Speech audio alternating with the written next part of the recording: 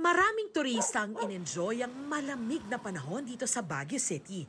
Dinayo ang Christmas Village na may iba't ibang atraksyon. Christmas in Japan ang tema kaya may mga anime characters, sakura blossom at snow. Nagsarin ang mga namimili sa night market. Mga damit panlamig ang puntirya ng ibang namimili. Sa balita din, mga nasa 12 degree kaya required ka mga jacket. Baka lamigin talaga. Sakto lang, yung price, affordable naman.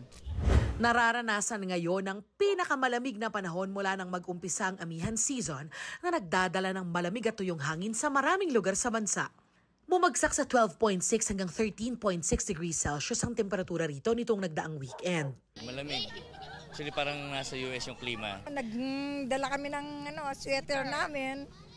Kasi alam namin malamig dito. Pila ang mga nagpapapicture dito sa iconic na Lion's Head sa Cannon Road. Marami ring namamasyal at nagbibisikleta sa Burnham Park. Karaniwang kasama sa OOTD nila ang mga jacket, sweater at balabal. Yan ay kahit sarado pa rin ang Burnham Lake na sumasailalim sa rehabilitasyon. Mabenta ang strawberry taho na bukod sa masarap ay pampainit din sa pakiramdam. Paghigop naman ng mainit na sabaw ng mami ang panlaban ng ilang dumayo sa pagbubukas ng Enchanting Baguio Christmas sa Rose Garden sa Burnham Park. Sarap nito, Brad, oh. Wow. Ha?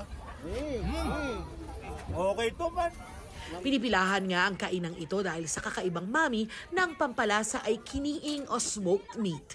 Isa pang panlaban sa labig ang kanilang Black Forest Cake Coffee na may dark chocolate, whipped cream at cherry on top.